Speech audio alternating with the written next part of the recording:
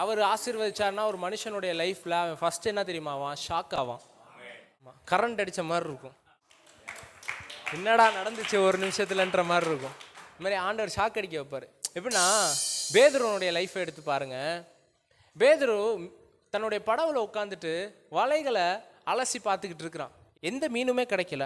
முழுவதும் பிரயாசப்பட்டிருக்கிறேன், நமக்கு ஒன்றுமே அகப்படலையே அப்படின்றது தான் அவனுடைய சிந்தனையாக இருந்திருக்கும்.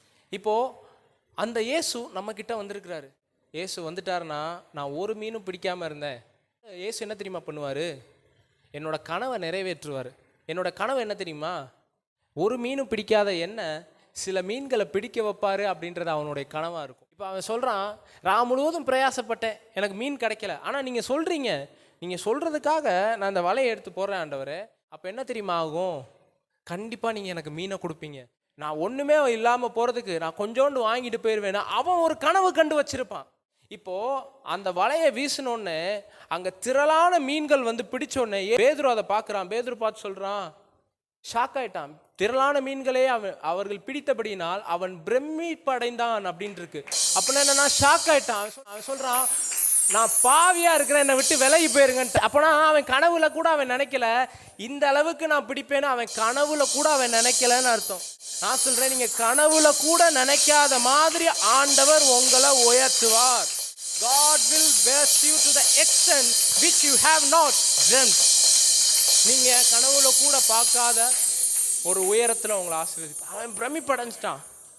ஆண்டவரே, பயங்கரமான மீன்கள், இது கனவை நிஜமாக்கிட்டீங்களே ஆண்டவரே, இது இத்தனை மீனை பிடிச்சிட்டேன், செழிப்பாக்கிட்டீங்க ஆண்டவரே. ஆண்டவர் சொல்கிறாரு, நான் கனவுகளை கலைக்கிற கர்த்தர்ரா. நான் உன்னை மீனை பிடிக்கிறதுக்காக அழைக்கல, நான் உன்னை மனுஷர்களை பிடிக்கிறதுக்காக அழைச்சேன் அப்படின்றார். நீ மீனை பார்த்து இங்கே நிற்காத பேதுருவே, நான் இதையும் கலைச்சி உனக்கு இதுக்கு மேலே உன்னை தருவேன் அப்படின்றாரு. நான் சொல்கிறேன், ஆண்டவர் இப்போ உங்களை ஆசீர்வதிச்சு ஒரு லெவலில் வச்சுருக்கிறாரா, அதை அப்படியே கலைச்சிட்டு வேற ஒரு லெவலில் உங்களை உயர்த்துவார், உங்களுடைய பிள்ளைகளை உயர்த்துவார் அப்படின்னு நான் சொல்கிறேன். நிறைய பேருடைய ட்ரீம், இது வார்த்தை கிடையாது, நிறைய பேருக்கு ஸ்பிரிட் ரெல்மில் சிலது உடஞ்சிக்கிட்டு இருக்கு. சின்ன விஷயங்கள்லாம் சிலது உடஞ்சிக்கிட்டு இருக்கு. ஆவின் உலகத்தில் சிலது உடஞ்சிக்கிட்டு இருக்கு.